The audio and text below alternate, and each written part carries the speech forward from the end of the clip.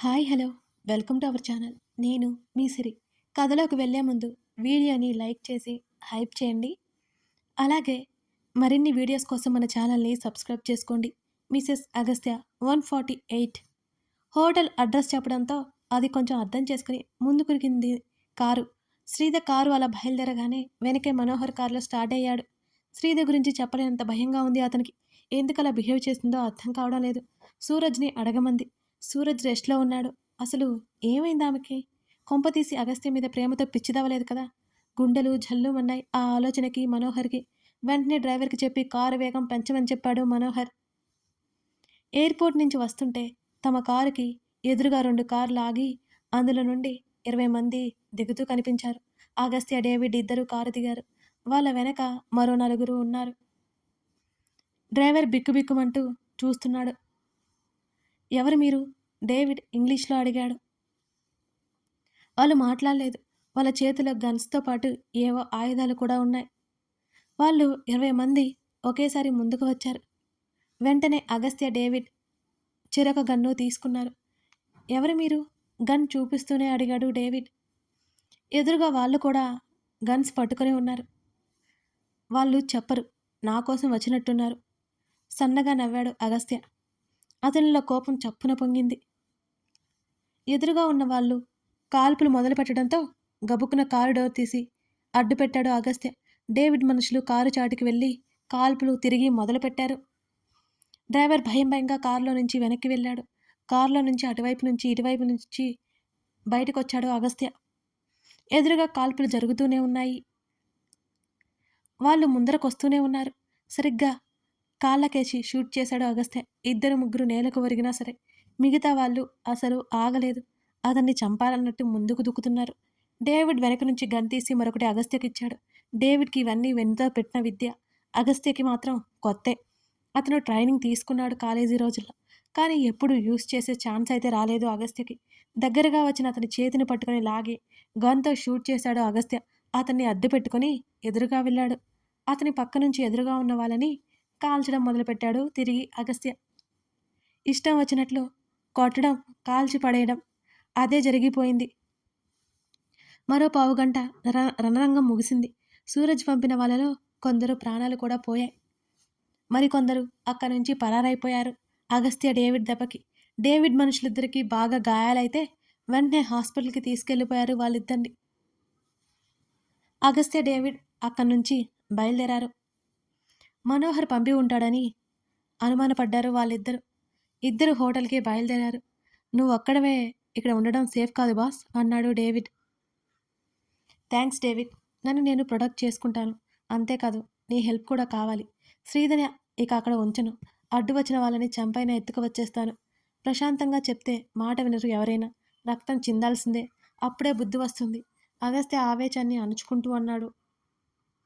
మనోహర్కి చాలా సెక్యూరిటీ ఉంది. గొడవల వల్ల ఏ ప్రాణ నష్టం జరగకూడదని కోర్టుకి వెళ్ళైనా లేకపోతే DNA టెస్ట్ చేయించి శ్రీధర్ని తీసుకొద్దాం అనుకున్నాడు అగస్త్య ఫస్ట్ అయితే. కానీ ఇప్పుడు అతనికి వాళ్ళకి ప్రశాంతత ఇవ్వడం వద్దనిపిస్తోంది. బీభత్సం సృష్టించాలనిపిస్తోంది. రూమ్ డోర్ కొడుతుంటే చేతికైన గాయానికి డ్రెస్సింగ్ చేసుకుంటూ తలుపు తెరిచాడు అగస్త్య. ఎదురుగా శ్రీధర్ కనిపించగానే అతను చకితుడయ్యాడు. అస్సలు ఊహించలేదు కదా. చుట్టూ అనుమానంగా చూస్తూనే అతను బయటకొచ్చాడు. అతను ఒక అడుగు వేయడం ఆలస్యం.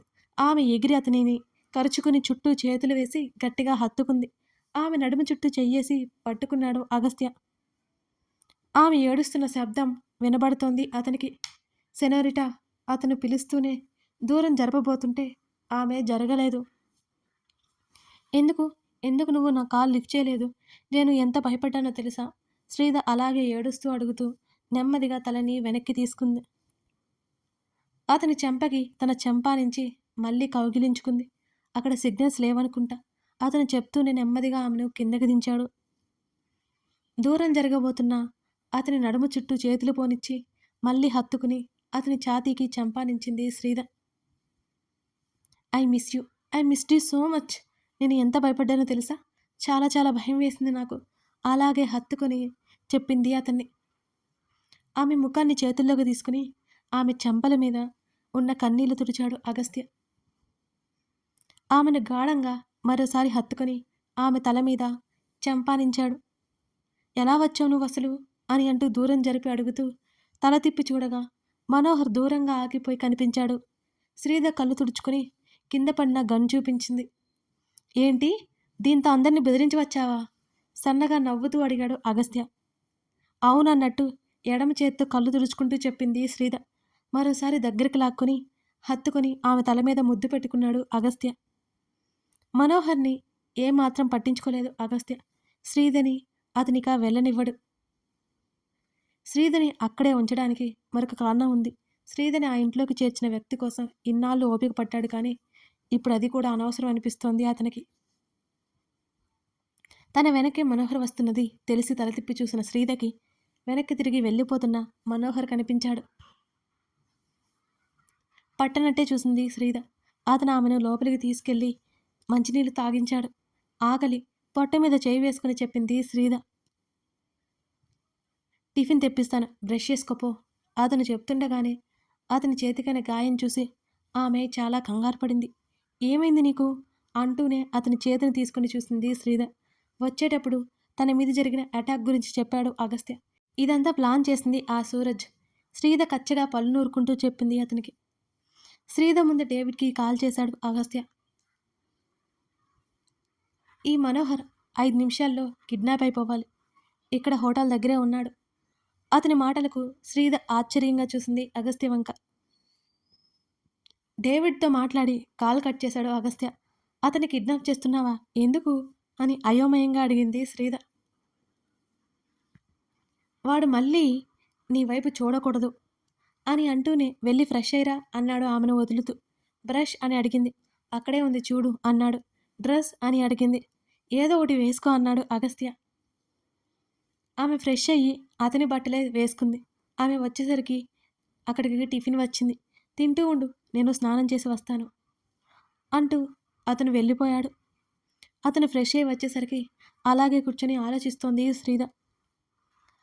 టవల్ హ్యాంగర్కి తగిలించి ఆమె దగ్గరికి వచ్చాడు. నునుపుగా ఉబ్బి ఉండే ఆమె చెంపలు లోపలికి పీక్కుపోయాయి. ఎన్ని నిద్రలేని రాత్రులు గడిపిందో. కళ్ళ కింద నల్లటి వలయాలు వచ్చాయి అప్పటికే. ఇదంతా అతని నిస్సహాయత వల్లే అనిపిస్తోంది అగస్త్యకి. అవి నీతో పాటు ఉందన్నావు, ఎక్కడుంది? డాడీ ఎందుకు నా కాల్ లిఫ్ట్ చేయడం లేదు? డేవిడ్, జేమ్స్ కూడా కాల్స్ లిఫ్ట్ చేయలేదు. ఆమె ఆరా తీయడం మొదలుపెట్టింది అప్పుడే. వాళ్ళని పంపించేశాను ఇక్కడి నుంచి, సేఫ్ కాదని. అందుకే సెక్యూరిటీ ఉంది ఫుల్గా. నువ్వు కంగారు పడకు, తిను అంటూ టిఫిన్ ట్రే తీసుకొచ్చాడు అగస్త్య. శ్రీధ ప్లేట్లో పెట్టుకుని అతని నోటి దగ్గర పెట్టింది తినమన్నట్టు. తిను. ఆమె కళ్ళల్లో నీళ్లు వస్తుంటే పెదవులు బిగించింది. నేను కాదు, నీకు పెట్టాలి రూల్ ప్రకారం. అతను సన్నగా నవ్వుతూ అడిగాడు. ఒక్కసారికి నేను పెడతానులే, ఇంటికి వెళ్ళాక నాకు నువ్వే తినిపించాలి అంటూ అతనికి తినిపించసాగింది తను తింటూ. ఎన్నో రోజుల తర్వాత ఇద్దరు తృప్తిగా తిన్నారు.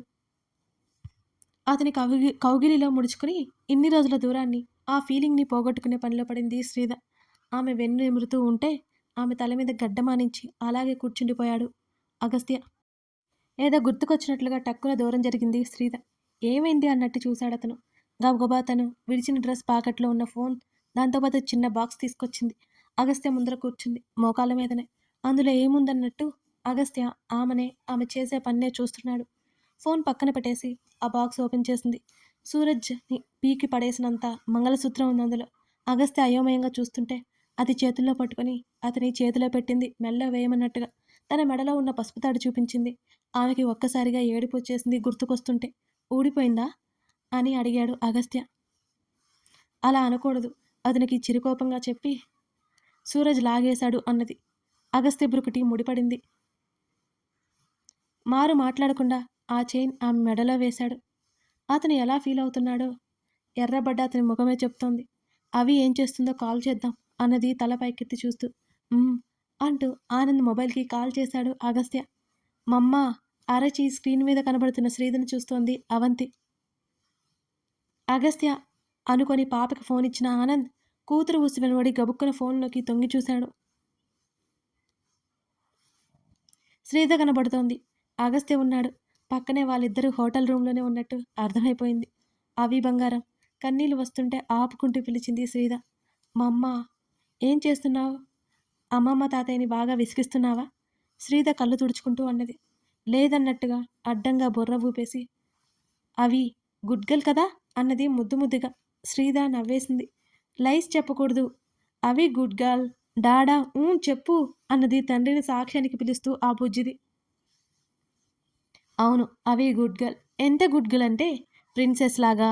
తండ్రి మాటలకు పొంగిపోయి తల్లి వైపు గొప్పగా చూసింది అవంతి. అబ్బో అని మమ్మీ వచ్చేసింది. నువ్వు ఏడవకుండా బుద్ధిగా ఉండాలి. నేను డాడీ వచ్చేస్తాం సరేనా అని శ్రీద అనగానే అలాగే అన్నట్టు పిలకలు కదిలేలా తలాడించింది అవంతి. కూతుర్ని కొన్ని క్షణాల పాటు అలాగే చూసింది శ్రీద. పైకి చూపించకపోయినా తన దూరం ఉన్న బెంగ ఆ చిన్నారి మొహంలో స్పష్టంగా కనిపిస్తోంది. పీక్కుపోయిన ఆ మొహమే చెప్తోంది. వెంటనే ఆనంద్ మొబైల్ తీసుకున్నాడు. తండ్రితో మాట్లాడింది ఒకవైపు ఏడుస్తూనే. చందన మాట్లాడింది, బామ్మ మాట్లాడింది శ్రీధతో. అందరికీ ధైర్యం వచ్చేసింది. కాల్ కట్ చేసి అగస్త్య గట్టిగా కౌగిలించుకొని కాసేపు అలా ఉండిపోయింది అతని సమక్షంలో. ఎప్పుడు వెళ్తున్నాం మనం అని అడిగింది కళ్ళెత్తి అతని మొహంలోకి చూస్తూ శ్రీధ. చెంప మీద పడిన ఆమె జుట్టు నెమ్మదిగా సరిచేస్తూ 3 days టైం ఇవ్వు నాకు అని అన్నాడు అగస్త్య. ఏం ఎందుకు? చెప్తాను కదా, ప్రాబ్లం ఇంతటితో సాల్వ్ అయిపోవాలి. మళ్ళీ మళ్ళీ డిస్టర్బెన్స్ రాకూడదు. రెస్ట్ తీసుకో అని అన్నాడు అతను. నువ్వెక్కడికి? నీ బాబు గాని బాబుతో కాస్త పని ఉంది అన్నాడు అగస్త్య. వెళ్దూలే కాసేపు ఉండు. ఆమె అతన్ని ఆపింది. అతని ఛాతీ మీద పడుకుని నిద్రలోకి జారుకుంది. ఆమె మెడ దగ్గర గీరుకుపోయినట్లున్న ఆ మచ్చ క్లియర్గా కనబడుతోంది అగస్త్యకి. అతని పిడికిలి బిగుసుకుంది. దవడ కండరాలు కోపం తాలూకా అటు ఇటు కదిలే. సూరజ్ తన కళ్ళ ఎదుట ఉంటే ముక్కలు ముక్కలుగా నరికివేయాలనిపిస్తోంది అతనికి ఆ క్షణం. అసలే దెబ్బలు తగిలి ఉన్న సూరజ్ శ్రీద కొట్టిన దెబ్బలకి ఇంకా నొప్పితో విలవెల్లాడిపోయాడు. పిచ్చి మొహంది, అంత గట్టిగా కొట్టింది, వెళ్ళిపోయింది, సగం గోల వదిలింది అనేది అతని ఇన్నర్ ఫీలింగ్. శ్రీద వెళ్ళడం వల్ల ఇంకా హాయిగా ఉంది. అయినా ఎందుకంత తిరగబడింది? మావయ్య ఇంకా రాలేదేంటి ఆలోచిస్తున్నాడు. మనోహర్ని పిలవమని పనమ్మాయిని పంపించి కేర్ టేకర్ చేత గాయాలకు మరోసారి కట్టు కట్టించుకున్నాడు సూరజ్. మనోహర్ లేడు అనే వార్త తెలిసింది. ఉదయం అయిపోయింది. ఉదయం నుంచి మధ్యాహ్నం అయిపోయింది. అయినా మనోహర్ అయితే ఇంటికే రాలేదు. కాసేపటికి కాల్ చేసి కనుక్కోవడం మొదలుపెట్టాడు సూరజ్. సెక్యూరిటీ అలర్ట్ అయింది. వెంటనే కాల్ చేసి సూరజ్కి విషయం షేర్ చేశారు సెక్యూరిటీ. తన మామయ్యను కిడ్నాప్ చేశారు అనగానే ఒక్క క్షణం అదిరిపడ్డాడు సూరజ్. తన మామయ్యని కిడ్నాప్ చేశారా? ఏంటి, ఏం మాట్లాడుతున్నావు? గట్టిగా అరిచాడు. దవడ నొప్పి పుట్టి నెమ్మదిగా గొంతు తగ్గించాడు సూరజ్. అవును సార్, మేము హోటల్ నుంచి బయలుదేరగానే సార్ని కిడ్నాప్ చేశారు. నేను ఫాలో అయినా దొరకలేదు అని అంటున్న వాళ్ళని నానా తిట్లు తిట్టి వెంటనే కమిషనర్కి కాల్ చేశాడు సూరజ్. తన మావయ్య కిడ్నాప్ అవడం ఏంటి? అసలు ఎవరు చేశారు ఇదంతా? సూరజ్కి మతిపోయింది. ఒకవేళ అగస్త్యగాని చేయించాడా? అయినా శ్రీధ వెళ్ళిపోయింది కదా, వాడెందుకు చేస్తాడు ఈ పని? పిచ్చి పట్టేలా ఉంది సూరజ్కి ఆలోచిస్తున్న కొద్దీ. మనోహర్ కొరకు వేట మొదలైంది. అది బయటకు తెలియనివ్వలేదు సూరజ్. కంపెనీ స్టాక్స్ పడిపోతాయని భయం. సూరజ్ పేరెంట్స్ కూడా ఇండియా దిగిపోయారు మరుసటి రోజు కల్లా. మనోహర్ మిస్ అయ్యి అప్పటికే ఒక రోజు గడిచిపోయి రెండో రోజు కూడా జరిగిపోయింది. మరి ఎంతమంది పోలీసులు వచ్చినా ఏం చేసినా కనీసం చిన్న సాక్ష్యం కూడా దొరకలేదు. హయ్యర్ అఫీషియల్స్ అందరి మీద ప్రెజర్ పెట్టాడు సూరజ్. శ్రీధ అగస్త్యల మీద నిఘా పెట్టాడు. అయినా సరే అతనికి ఏ ఒక్క క్లూ తెలియలేదు మనోహర్ గురించి. అగస్త్య చేయించినట్టు చిన్న సాక్ష్యం కూడా లేదు. అందులోనూ అరెస్ట్ చేయడానికి అతనేమీ కామన్ మ్యాన్ కూడా కాదు.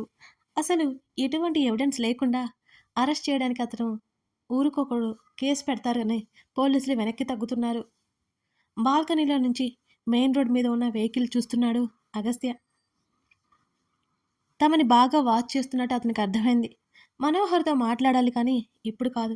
రైలింగ్కి 2 చేతులు ఆనించి నిలబడి దీర్ఘాలోచనలో ఉన్న అతన్ని హత్తుకుంది శ్రీధ. ఇహలోకంలోకి వచ్చిన అతను ఆమె చేతుల మీద సున్నితంగా చేతులేసి మరొక చెయ్యి ఆమె చుట్టూ వేశాడు. కథ కొనసాగుతోంది. నెక్స్ట్ అగస్త్య స్టెప్ ఏంటి? సూరజ్ మనోహర్ని కనిపెడతాడా? కొందరు శ్రీకళ రామ్ గురించి అడుగుతున్నారు. వాళ్ళ స్టోరీ కూడా వస్తుందండి, కాస్త వెయిట్ చేయండి. అంటే స్టోరీలో సీన్స్ 1 by 1 వస్తూ ఉంటాయన్నమాట. అదన్నమాట విషయం. స్టోరీ నచ్చితే లైక్ చేసి అసలు మీకు ఈ స్టోరీ చూస్తుంటే ఏమనిపిస్తుందో తప్పకుండా కామెంట్ చేయడం మర్చిపోకండి. Thank you for watching this video. మరో ఎపిసోడ్తో మనం మళ్ళీ కలుద్దాం.